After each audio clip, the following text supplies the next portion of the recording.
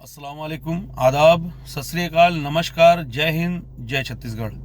मैं हूं नजरुल खान, प्रदेश अध्यक्ष छत्तीसगढ़ छात्र पालक संघ। एक अहम मुद्दे के साथ आपके पास आया हूं।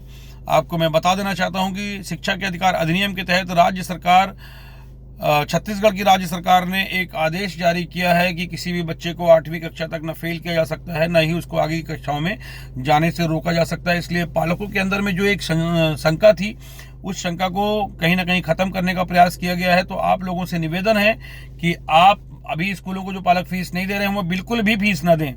और उनको फीस इसलिए ना दें क्योंकि शिक्षा के मतलब जो कोर्ट का, न्यायालय का जो आदेश है कि ट्यूशन फीस लेना है, उसकी आड़ में स्कूल आपसे मनमानी तरीके से पैसा वसूल रहा है। और आप पेरेंट्स लोग इतना आप इतना डर रहे हैं, इतना तो अंग्रेज जब थे तब उनसे हिंदुस्तानी नहीं डरे थे जितना आप अभी मोबाइल युग में, कंप्यूटर युग में इन शिक्षा माफियाओं से डर रहे हैं।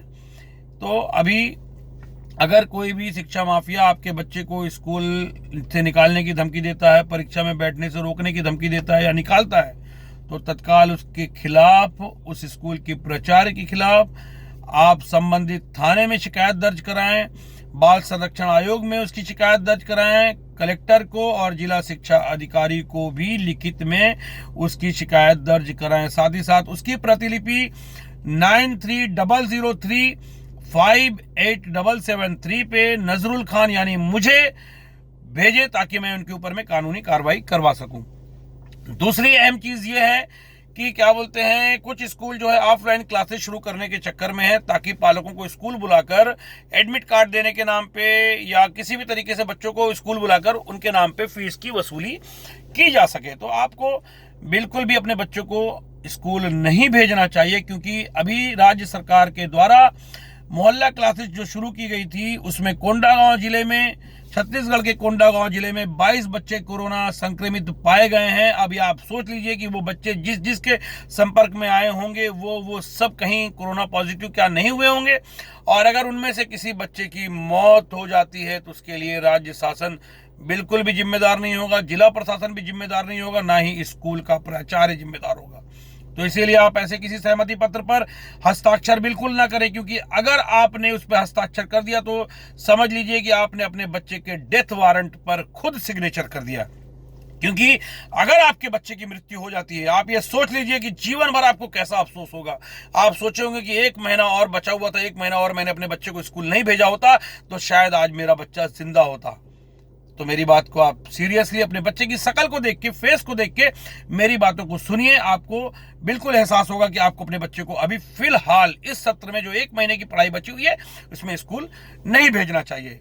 और अगर कोई स्कूल आपको जबरदस्ती बाध्य करता है तो उसके खिलाफ में संबंधित थाने में, और जहां जहां मैंने बताया है वहां लिखित में शिकायत कीजिए ताकि उस स्कूल संचालक के खिलाफ में कानूनी कार्रवाई करवाई जा सके। फीस बिल्कुल भी मत दीजिए, क्योंकि इन्होंने कोर्ट का आदेश जो है ट्यूशन फीस लेने का, उस आदेश को तोड़ मरोड़ कर उसकी आड़ में सारी फीस लेने का जो घिनौना कृत्य किया है, इससे यह साबित हो गया है कि ये शिक्षा माफिया, ये शिक्षा के दलाल जो हैं सिर्फ और सिर्फ शिक्षा को धंधा बनाने के लिए बनाकर उससे लाभ कमाने के उद्देश्य से स्कूल का संचालन कर रहे हैं। क्योंकि शिक्षा के अधिकार अधिनियम में है, राज्य शासन के आदेश में है, सोसाइटी एक्ट में है कि कोई भी स्कूल 1 रुपए का लाभ नहीं कमा सकता है। उसके बाद भी अगर कमा रहा है तो कहीं ना कहीं आपका विधायक, आपका पार्षद, आपका मंत्री उसके लिए जिम्मेदार है। और आप अपने विधायकों से मिलने जाते हैं तो एक बार उसके मुंह पे जोर से बोलिए कि तूने हमारे बच्चों की शिक्षा के लिए इस कोरोना काल में क्या किया, तूने हमारे परिवार के इलाज के लिए इस कोरोना काल में क्या किया। नहीं तो ये याद रखना, उसको एहसास कराइए कि वो अभी विधायक है, अभी पार्षद है, लेकिन आगे नहीं रहेगा। और आपको एहसास कराना पड़ेगा, क्योंकि कहीं ना कहीं ये देश आपका है। और आप नेताओं को कोसना बंद कीजिए, ऐसे लोगों को चुनना बंद कीजिए जो आपका और आपके बच्चों का बिल्कुल भी ध्यान नहीं रखते हैं। तो याद रखिएगा, जब कभी भी आप कभी वोट देंगे तो वोट देते समय ये जरूर याद रखिएगा कि इस व्यक्ति के द्वारा कोरोना काल में मुझे या मेरे बच्चों के लिए कुछ कार्य किया गया है, मेरे बच्चों की शिक्षा के लिए कुछ कार्य किया गया है कि नहीं किया गया है, उसके बाद ही आप वोट दीजिएगा।